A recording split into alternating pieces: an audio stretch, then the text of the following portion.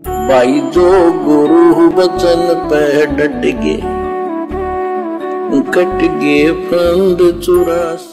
24 घंटे कैर टूट रहा आपके ऊपर, पर आप इस दुख को घसीटने के आदि बन गए, क्योंकि विकल्प नहीं।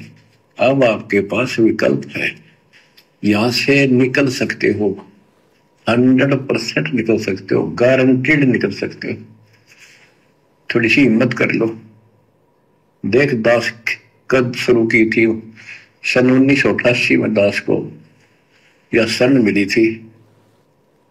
1994 तक दास सबको समझाता था, गुरु जी से नाम दिलाता था। कभी सपने में भी नहीं सोची थी मैं गुरु पद बनूं। तो नीच आदमी काम होते दुनिया को मूर्ख बनाए, उनका जीवन नष्ट करे। अब तो स्वयंभू गुरु बन के, जैसे 2-3 दुष्ट बन गए थे, संजय दिल्ली वाला और पवन जयपुर वाला, ये पाप आत्मा थे। इन जय हो बंदी छोड़ की सतगुरु रामपाल जी परमेश्वर जी की। भाई और बहनों, मेरे लिए तो ये एक प्रसाद से कम नहीं है, सतगुरु के विशेष आशीर्वाद से कम नहीं है, जो भूमिका मुझे परमात्मा ने इस लाखों की संगत की छटनी के लिए दी है। जिस प्रकार सतगुरु स्वयं देशद्रोही की, जिस प्रकार सतगुरु खुद देशद्रोही की उपाधि सरकार से लेकर और अपनी संगत की छटनी कर रहा है हिसार जेल में बैठकर, उसी प्रकार बाहर उसी संगत की छटनी के लिए सतगुरु ने मुझ पवन दास को गुरुद्रोही की उपाधि दी है। यह मेरा परम सौभाग्य है। ये दुनिया देशद्रोही की परिभाषा नहीं समझ पा रही है और सतगुरु से ईर्ष्या करके उनके सत्संग नहीं सुन रही है और अपने आत्म कल्याण से वंचित रह रही है। ठीक इसी प्रकार ये लाखों की संगत ये गुरुद्रोही की परिभाषा नहीं समझ पा रही है और साथ संगति के वीडियो देखने के अभाव के चलते ये सतलोक की ट्रेनिंग के लिए वंचित रह रही है। सतगुरु के खेल अजब गजब होते हैं। ये उल्टा चढ़ने का मार्ग है। परीक्षा उसी को तो कहते हैं कि भगत असमंजस में पड़ जाए कि है क्या ये। एक तरफ तो सतगुरु पवन दास को गुरुद्रोही कह रहा है और एक तरफ हम देख रहे हैं पिछले 10 वर्षों से इस पवन दास के मुंह का थूक नहीं सूखता है। 5-5 घंटे 6-6 घंटे रोजाना चिल्लाता रहता है अपने गुरुजी की महिमा में। अन्यथा गुरुद्रोही को क्या चिंता है सतगुरु की संगत की? गुरुद्रोही क्यों अपने सतगुरु की महिमा करेगा, उनका गुणगान करेगा, उनको परमात्मा बताएगा? गुरुद्रोही तो वो होता है जो गुरुजी से ईर्ष्या करे, गुरुजी की बुराई करे, गुरुजी को गालियां दे, गुरुजी की संगत को भक्ति से दूर कर दे। जबकि ये पवन दास तो सतगुरु से गुरुद्रोही की उपाधि लेकर भी भक्तों को भक्ति पर दृढ़ कर रहा है। जहां लाखों की संगत अपने आप को गुरुमुखी समझकर और सारे उल्टे कर्म कर रही है। राजनीति, आरक्षणबाजी, स्टेडियम, गुंडों की जांच, आरक्षण, फलाना दिखना, और ये साथ संगत वाले भाई बहन गुरुद्रोही की उपाधि लेकर भी उन आश्रम वाली नादान संगतों को समझा रही है, मार खा खा कर, गालियां खा खा कर, जेल में जा जाकर। तो भाई ये परीक्षा का समय है, परीक्षा का समय। क्या इस दुनिया को नहीं पता कि सतगुरु रामपाल जी के ऊपर देशद्रोह का मुकदमा लगा रहा है? फिर भी दुनिया वाले सतगुरु की शरण में क्यों आ रहे हैं? क्या देशद्रोही की शरण में आना चाहिए? नहीं आना चाहिए ना। लेकिन उन ज्ञानी आत्माओं ने सतगुरु के सत्संग सुनकर विचार कर लिया कि यह सतगुरु देशद्रोही नहीं हो सकता, यह तो परमात्मा आया हुआ है, और उन्होंने कोई परवाह नहीं करी और सतगुरु की शरण में आ रहे हैं। इसी प्रकार संगत वाले जो गुरुजी के ज्ञान को आधार बना करके गुरुद्रोही की परिभाषा क्या बताई गुरुजी ने कि गुरुद्रोही सब कोई कहे, गुरुद्रोही न जाने कोई। और भाई सतगुरु से ईर्ष्या करे, सतगुरु की निंदा करे, गुरुद्रोही कहावे सोए। तो पवन दास में तो हमारे को एक भी लक्षण नजर नहीं आ रहा जो परिभाषा गुरुद्रोही की सतगुरु ने बताई है। तो उन आत्माओं ने विचार कर लिया कि भैया ये सतगुरु का खेल है, ये सतगुरु का मिशन है। जिस प्रकार उस बदनाम औरत को 650 साल पहले परमात्मा ने हाथी पर बैठाकर लाखों की संगत की परीक्षा ली थी, आज इस पवन दास को अपने परिवार के कहने पर, अपने कलयुगी परिवार की झूठी शिकायतों पर गुरुद्रोही कहकर बदनामी का ठप्पा लगाकर लाखों की संगत की परीक्षा ले रहा है। ये देखता हूं मेरी संगत गुरुद्रोही की परिभाषा जानती है या नहीं जानती है, मेरी संगत मेरे सत्संगों को आधार बनाकर भक्ति कर रही है या नहीं कर रही है। तो आज मुझ पवन दास का यह परम सौभाग्य है, मैं जब जब अपने गुरुदेव भगवान से इस प्रकार के अमृत वचन सुनता हूं, मेरी आत्मा का रोम रोम खिल जाता है कि परमपिता परमेश्वर जी की इस संसार की ये सबसे बड़ी फिल्म बन रही है वर्तमान में, सबसे बड़ी फिल्म।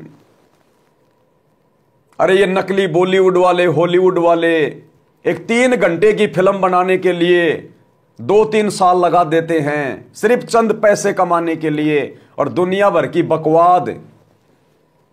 और वर्तमान में इस कलयुग की पिछली पीढ़ी में जो फिल्म बन रही है, ये भक्ति वाली फिल्म, ये 21 ब्रह्मांड की सबसे बड़ी फिल्म है, सृष्टि की सबसे बड़ी फिल्म बन रही है।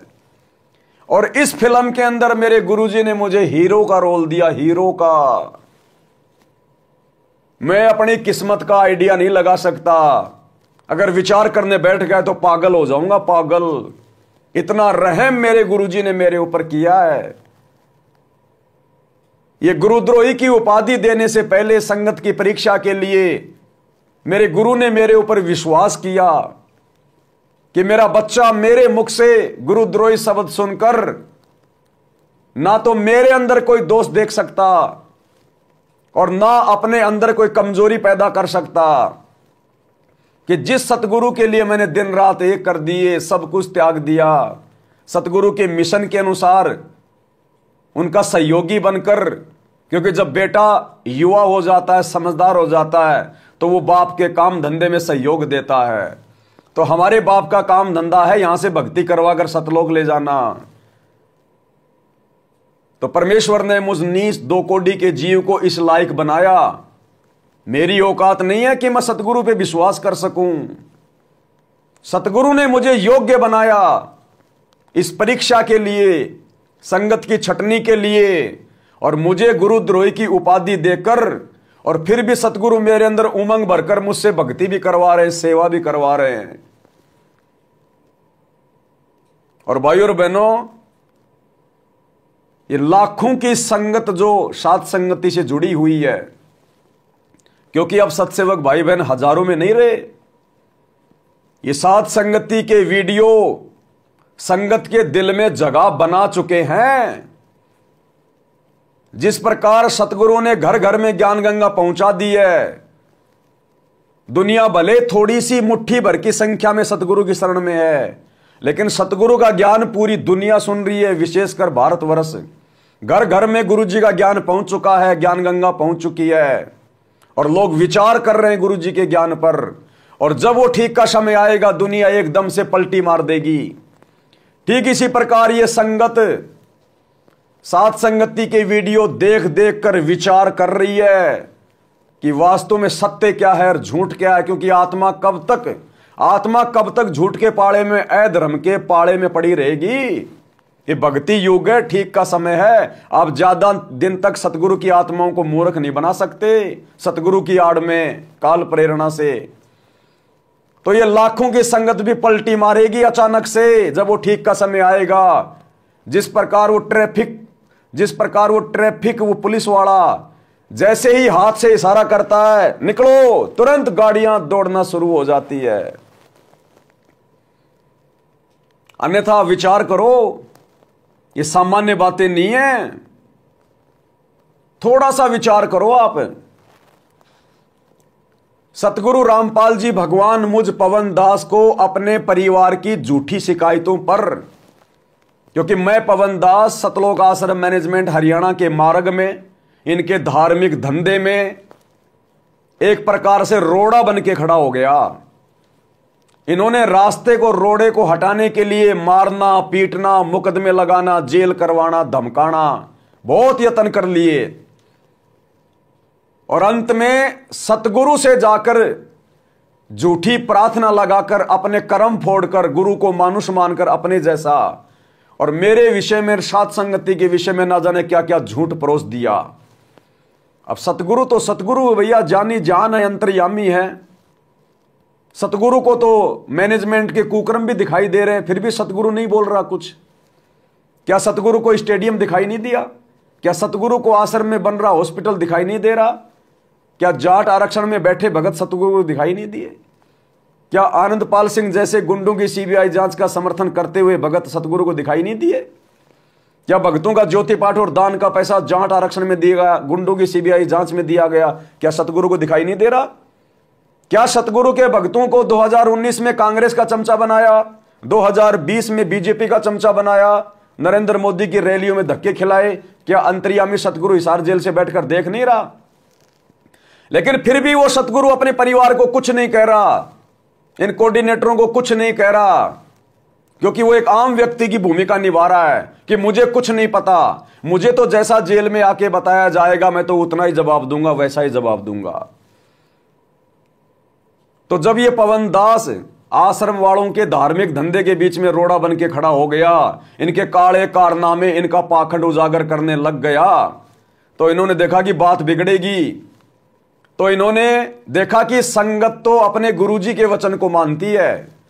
संगत अगर बलि का बकरा बनेगी तो अपने गुरुजी के नाम पे बनेगी, क्योंकि इन्होंने पहले अपने सारे यत्न कर लिए, संगत नहीं मान रही थी और धीरे धीरे लोग सात संगतियों में बहुत तेजी से आने लगे थे। गुरुजी के परिवार का, उनके बेटा बेटी, भाई बंधु, कोऑर्डिनेटर का कोई असर संगत पे नहीं हो रहा था, क्योंकि इन लोगों के वचन में शक्ति नहीं है, क्योंकि इनके पास भक्ति नहीं है, ये मर्यादा विहीन है, इनके मटके में छेद है, पानी रुक ही नहीं रहा। अंत में इन्होंने देखा कि ये तो बात बिगड़ेगी। इन्होंने एकमात्र सहारा लिया सतगुरु का कि अब अगर संगत रुक सकती है सात संगति में जाने से, तो सतगुरु जी के वचन सुनकर तो इन्होंने मेरे खिलाफ सतगुरुदेव भगवान को अपने जैसा आम व्यक्ति समझकर भड़काना शुरू कर दिया। गुरुजी वो पवन दास संगत को तोड़ रहा है, गुरुजी वो पवन दास अलग से आश्रम खोल के बैठ गया, गुरुजी वो पवन दास भक्तों को नाम दीक्षा दे रहा है, गुरुजी वो पवन दास भक्तों से पैसा ले रहा है, ज्योति पाठ करवा रहा है, पता नहीं क्या क्या झूठी बातें। नामदान से गुरुजी पवन दास ने 50 लाख रुपए की चोरी कर ली, पता नहीं क्या क्या झूठ इन्होंने अपने जैसा मानुष मानकर गुरु के सामने परोस दी। अब गुरु तो भैया जेल में बैठा इसलिए है कि कब आए वो समय जब मैं भक्तों की परीक्षा लूं। तो जो जो बातें गुरु के परिवार ने मेरे बारे में बताई, उस आधार से गुरुजी ने कह दिया कि भैया ऐसे ऐसे काम करने वाला तो गुरुद्रोही हो जाता है। फिर वो मेरा भगत कहां रहा? जब तुम कह रहे हो कि उसने ये कर दिया वो कर दिया, तो वो तो गुरुद्रोही है। अब इस बात को गुरुजी के परिवार ने संगत में गुरुजी का आदेश बता के लागू कर दिया कि गुरुजी का आदेश आ गया, गुरुजी ने ये लेटर लिख के दे दिया। देगा गुरु तो लेटर लिख के, जैसा तुम लिखवाओगे गुरु तो वैसा लिख देगा भैया।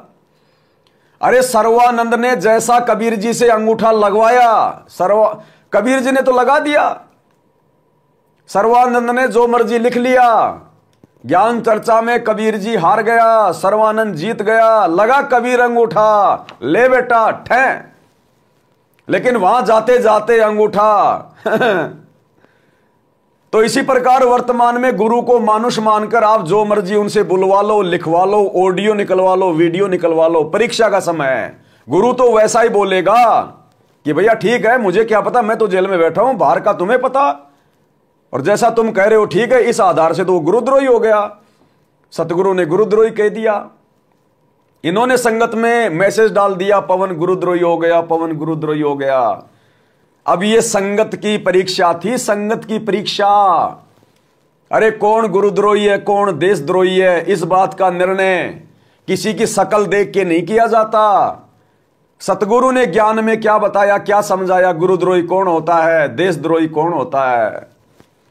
अब इतना विचार इस लाखों की नादान संगत ने नहीं किया।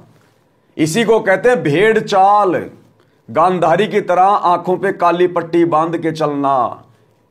इसको कहते हैं भेड़ चाल, देखा देखी में चलना। जैसा गुरुजी के परिवार ने कह दिया, जैसा कोऑर्डिनेटर ने कह दिया, विचार नहीं किया कि यह परीक्षा का समय है, और परीक्षा के समय में सतगुरु भैया किसी भी प्रकार के वचन बोलकर परीक्षा ले सकता है। अपने ज्ञान के विरुद्ध आदेश देकर भी परीक्षा के समय में सतगुरु भक्तों की परख करता है। हमें कथा सुनाई गुरुदेव ने कि एक समय एक संत था, अपने बच्चों को, अपने शिष्यों को ज्ञान दिया करता था।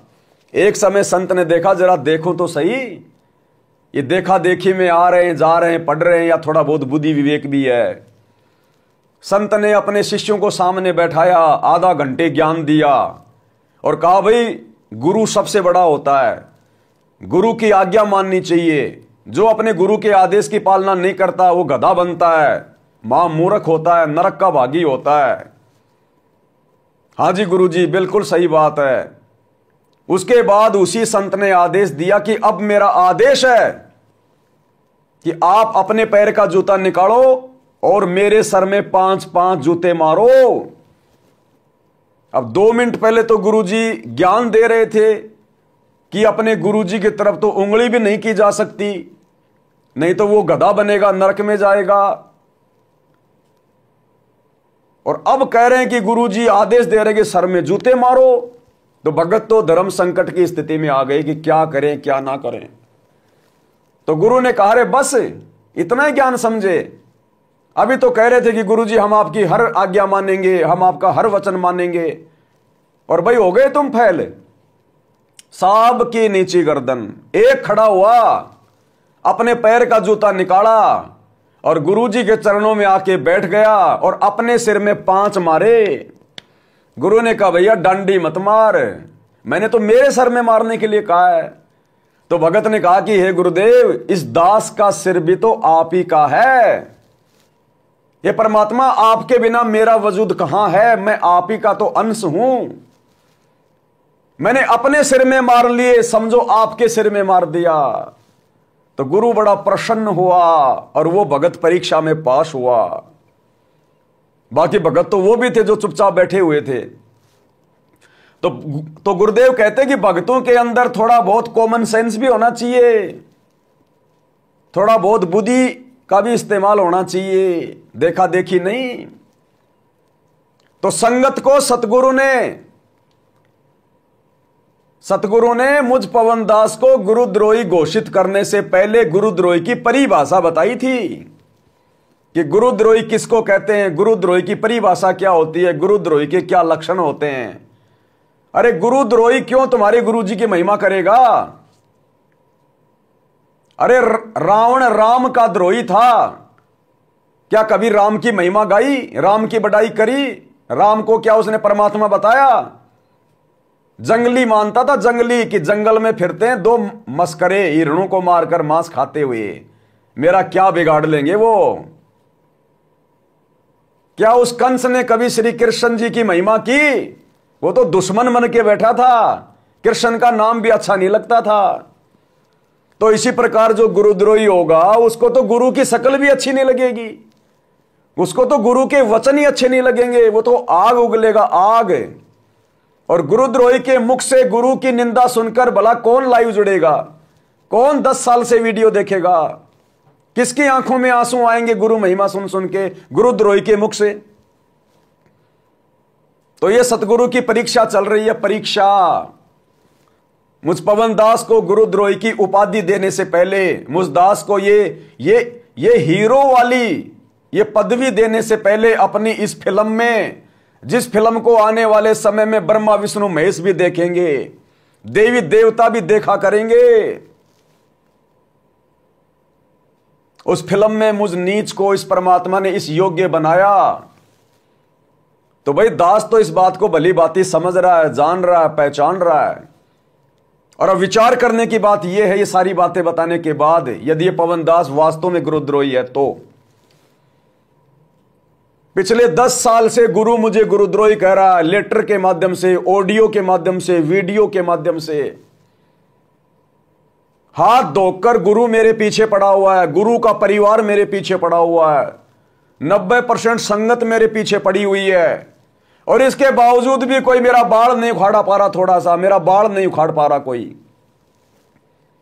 इन मैनेजमेंट वालों ने मुकदमा मेरे ऊपर करवा दिया, जेल मुझे करवा दी, मार पिटाई मेरे साथ कर ली, हर प्रकार से मुझे मिट्टी में मिलाने का प्रयास कर लिया, लेकिन इस पवन दास का जरा सा बाल कोई बाका नहीं कर पाया आज तक। और मुझ पवन दास की इतनी बुराई सुनकर कि गुरु खुद मुझे गुरुद्रोही कह रहा है, और उसके बावजूद ये लाखों की संख्या में भगत भाई बहन दृढ़ होकर साथ संगति से जुड़े हैं, पवन दास के साथ मिलकर गुरु जी की महिमा करते हैं, लाइव वीडियो देखते हैं।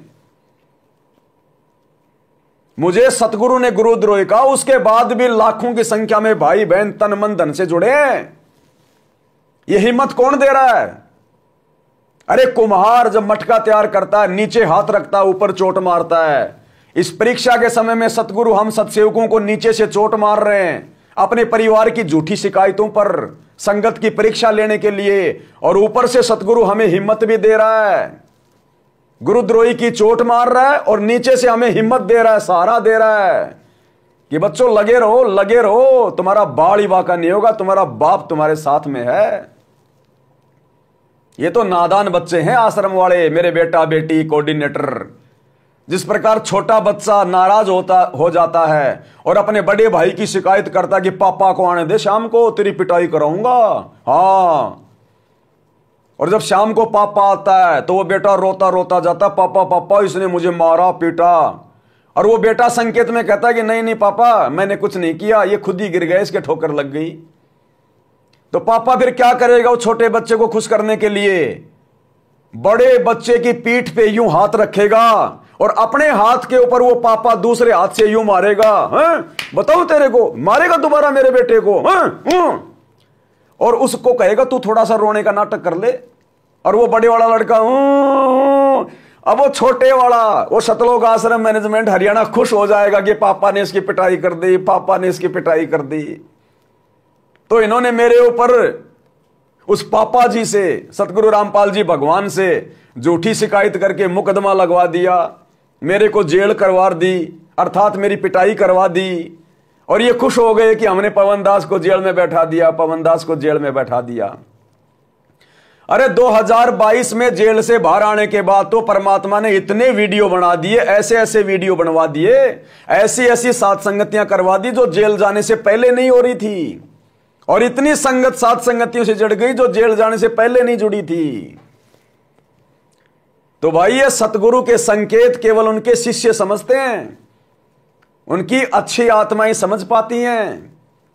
तो गुरु जी के द्वारा इतनी बार गुरुद्रोही कहने के बाद, इतनी बार, कम से कम ज्यादा भी नहीं तो सैकड़ों बार तो गुरु जी ने मुझ पवन दास को ऑडियो वीडियो लेटर में सत्संगों में गुरुद्रोही कहा ही कहा है। हर कोऑर्डिनेटर मेरे खिलाफ, गुरु जी का परिवार मेरे खिलाफ, 90% संगत मेरे खिलाफ, और उसके बाद भी लाखों की संगत साथ संगति से जुड़कर अपनी आत्मा का कल्याण करवा रही है, अपने गुरु जी को परमात्मा मान के भक्ति कर रही है। अब भाई और बहनों, यदि एक बार वो ही सतगुरु हिसार जेल में बैठा हुआ अगर एक बार भी ऑडियो या वीडियो में अपने मुख कमल से ये बोल दे कि मेरे संगत वाले बेटा बेटियों, मेरा पूरा का पूरा परिवार गुरुद्रोही है, मेरा पूरा का पूरा परिवार मेरे ज्ञान के विरुद्ध सारे काम कर रहा है, तुम्हारी भक्ति बर्बाद कर रहा है, ये काल का दूत है, काल का एजेंट है, जैसा कि मुझे बोला गया। अगर एक बार भी गुरु अपने परिवार के बारे में बोल दे, जबकि वो तो रियल में गुरुद्रोही है, गुरु का भाई तो रियल में वो गुरुद्रोही है, साइलेंट गुरुद्रोही है, काल का सूक्ष्म एजेंट बन के सारे काम कर रहे हैं लोग। अगर एक बार भी हिसार जेल में बैठा हुआ सतगुरु अपने परिवार या भाई बंधु के बारे में यह बात बोल दे कि ये लोग गुरुद्रोही हैं, इनकी कोई संगति नहीं करेगा, जो इनके संपर्क में रहेगा उनका नाम खंड हो जाएगा।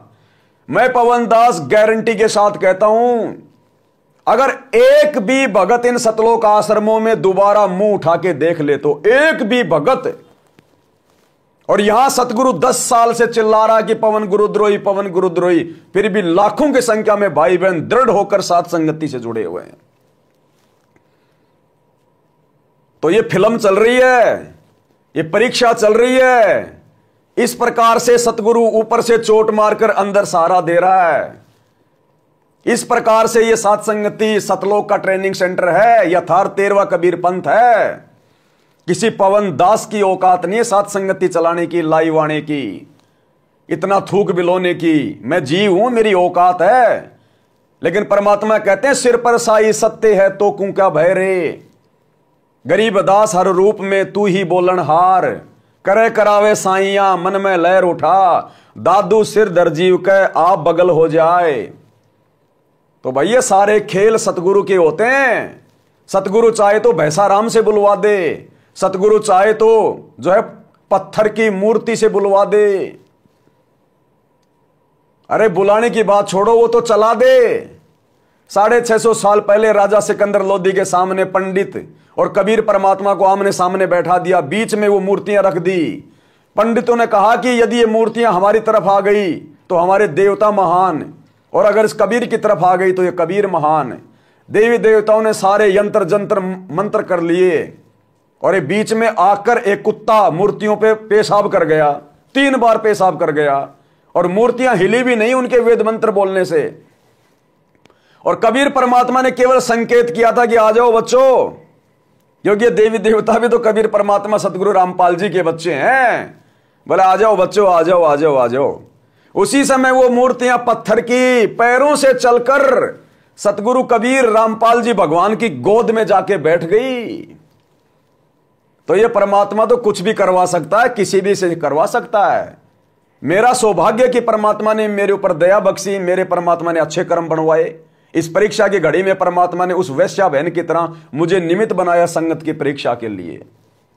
तो ये मेरा परम सौभाग्य, मेरा इसमें कोई रोल नहीं है, मेरे अंदर इस बात को लेके कोई मान बढ़ाई नहीं। खुशी है मुझे, खुशी, और ये रहेगी कि सतगुरु ने इस अखिल सृष्टि में से जहां अनगिनत जीव हैं, इस परमेश्वर ने इस विशेष भूमिका के लिए परमात्मा ने मुझ जैसे 2 कोड़ी के नीच जानवर को चुना।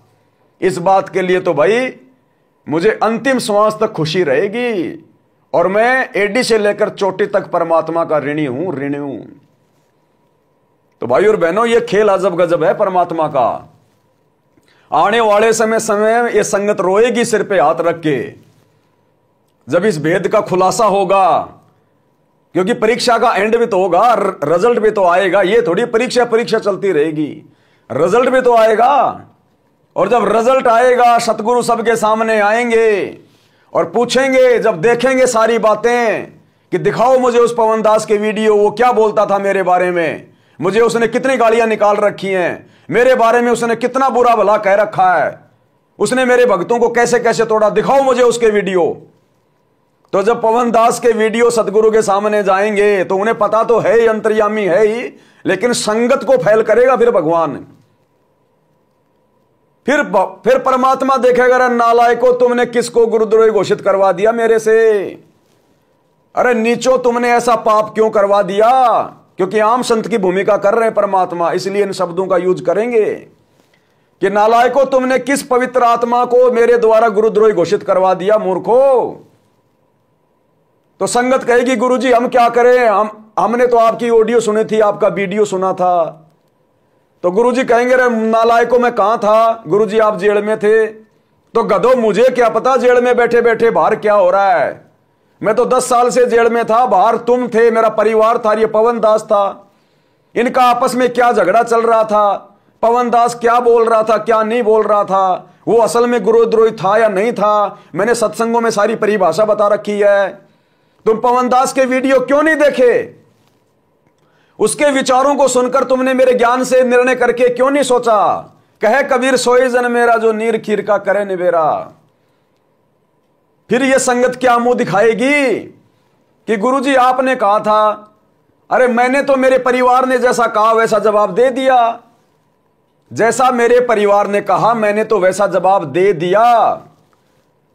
अब डॉक्टर के पास कोई आदमी जाए कि साहब मेरे दादाजी के पेट में दर्द है, तो डॉक्टर तो पेट के दर्द की दवाई बताएगा कि उसको ये वाली टेबलेट दे दे। और दादा के हो रहा है पैर में दर्द, तो दादा के तो वो गोली जो है रिएक्शन कर जाएगी। अब कोई कहे कि डॉक्टर साहब ये गोली आपने दी थी, रिएक्शन कर गई, आप पे मुकदमा करेंगे। अब उसमें डॉक्टर की क्या गलती? डॉक्टर कहेगा भैया मेरे को तो इसके बेटे ने आके कहा था कि उसके पेट में दर्द है, और देखो ये पेट के दर्द की गोली है, मेरी क्या गलती है? मेरे को सच्चाई क्यों नहीं बताई कि उसके पैर में दर्द है? तो गुरु कह देगा मेरे को तो मेरे परिवार ने जैसा पवन दास के बारे में बताया कि वो ये उल्टे काम कर रहा है, तो मैंने तो उसी हिसाब से इनको जवाब दे दिया कि ये काम करने वाला तो गुरुद्रोही है। इन्होंने सच्चाई तो मुझे नहीं बताई ना कि पवन दास हमारे धार्मिक धंधे में रोड़ा बन के खड़ा है और हम आपसे झूठी शिकायतें करके उसको गुरुद्रोही घोषित करवाना चाहते हैं। तो बताओ फिर सतगुरु का क्या दोष? फिर ये संगत क्या मुंह दिखाएगी? अरे संगत फिर कौन से पानी में नाक डुबो के मरेगी? वो फाइनल परीक्षा होगी, फाइनल परीक्षा। उस समय कहां जाओगे, किसको मुंह दिखाओगे, कैसे तुम अपने सतगुरु का सामना करोगे, जब तुम वो फेल वाला सर्टिफिकेट लेके खड़े होंगे हाथ में? तो ये लाखों हजारों भक्तों का इतनी दृढ़ता के साथ, और वो कबीर की कागज की फोटो को फाड़ना कोई बच्चों का काम है क्या? ये सतगुरु के द्वारा विशेष हिम्मत दिए बिना ये महान कार्य कोई कर नहीं सकता। है किसी माई के लाल में हिम्मत जो सतलोक आश्रमों से जुड़े हुए हैं? देखे फाड़ के दिखा दो। और इधर हजारों सत्सेवकों ने फाड़ फाड़ के दिखाया सोशल मीडिया पे। अरे सतगुरु ने एक भी मुकदमा होने दिया क्या? 20 करोड़ है इस देश में ये कबीरपंथी। और इस सतलोक आश्रम मैनेजमेंट हरियाणा ने उस हरियाणा की बहन के साथ मिलकर ना जाने क्या क्या प्रयास कर लिए मुझे फंसाने के। बाल उखाड़ पाए क्या? हजारों भाई बहनों ने वीडियो बनाए फाड़ फाड़ के। तो भाई ये परमात्मा कहते हैं सिर पर साईं सत्य है, फिर तो को क्या भय रे। जब तेरा परमात्मा खुद तेरा गुरु है तो फिर डर किस बात का? केवल सच्चाई के रास्ते पे चल, राजधानी एक्सप्रेस बनके। तो भाई और बहनों ये खेल चल रहा है, परीक्षा चल रही है। इस पवन दास को मजा नहीं आ रहा संगत की गालियां खाने में, मार पिटाई खाने में, मुकदमे झेलने में, जेल जाने में मजा नहीं आ रहा। लेकिन मजा मुझे सतगुरु दिला रहा है, साथ में हिम्मत देके कि बेटा तेरे से बढ़कर इस फिल्म में भूमिका किसी की नहीं है। बाकी ठीक है, मेरे सभी भाई बहन मेरे सहयोगी हैं। फिल्म अकेले किसी हीरो से थोड़ी चलती है। मान लीजिए डायरेक्टर ने हीरो चुन लिया, बहुत अच्छा, सलमान खान चुन लिया मान लो। अब अच्छा तो काहे का, लेकिन समझाने के लिए मान लीजिए सलमान खान को फिल्म में ले लिया। अब सलमान खान ने तो जी जान लगा दी अपनी एक्टिंग करने में झूठी साची, लेकिन बाकी सलमान खान ही थोड़ा होता है फिल्म में, हीरोइन भी होती है, एक कोई हंसी मजाक करने वाला भी होता है, उसमें कोई विलेन भी होता है, और भी बहुत सारे रोल होते हैं, कोई पुलिस वाला भी होता है। उस फिल्म में यदि दूसरे लोगों ने रोल को ढंग से नहीं निभाया तो भाई सलमान खान चाहे कितना ही जोर लगा ले, वो फिल्म फेल हो जाती है फिल्म। तो इसी प्रकार ये पवन दास चाहे कितना ही जोर लगा ले साथ संगति में, अगर सत्सेवक भाई बहन इन वीडियो को शेयर करने की यदि पूरी की पूरी भूमिका सही प्रकार से नहीं करेंगे तो भाई परमात्मा के दोषी हो जाएंगे। सेवा छोटी बड़ी नहीं होती है। जो भूमिका आज पवन दास निभा रहा है, ये भूमिका आप सभी सत्सेवक भाई बहन ना जाने हम कितने कलयुग की पिछली पीढ़ी में आ चुके हैं, परमात्मा आप जियों से भी निभवा चुका है। ये ना सोचना कि वर्तमान में पवन दास ही भूमिका कर रहा है, ये भूमिका हम सभी कर चुके हैं बारी बारी, लेकिन पार नहीं हो पाए, कोई न कोई हम गलती कर बैठते हैं। तो आज मुझे मिली है, पिछली कलयुग की पिछली पीढ़ी में ना जाने ये भूमिका जो है ये किसी और आत्मा के पास थी। अब हम सतलोक चले जाएंगे तो अगले कलयुग की पिछली पीढ़ी में ये भूमिका परमात्मा किसी और को दे देगा।